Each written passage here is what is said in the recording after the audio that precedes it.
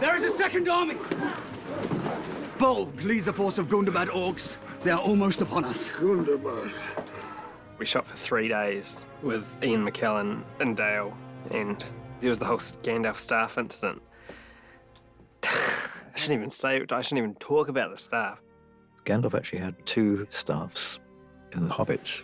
We wanted to have a totally new staff that he would arrive in the story with. And Philip had mentioned that Gandalf being associated with fire, like his ring is a ring of fire. So actually used a flame as a kind of a model for the look of the top of the staff, as if it were a flame turned to wood. There's a point in the story where Gandalf's staff is destroyed by Sauron. And shortly after that, Radagast gives him his staff and says, take this, you'll need it. If what you say is true, then you'll need it more than I. I hand it to Gandalf, and he takes it into the Lord of the Rings. Off he goes. That is the staff that you see Gandalf with in Lord of the Rings. That's where he gets it from. But nobody knew that when they were watching the film, that was mine. Once Gandalf had that staff, throughout the battles that happen, we would slowly break off pieces. I mean, they can just fall off as if whacking orcs with. Because he spends so much time kind of bashing orcs with this thing that twigs can kind of break off, and it can actually become that kind of final staff just through a process of wear and tear. So by the end of the Battle of the Five Armies, there was the staff that he has in Fellowship of the Ring. So it was like a nice evolution.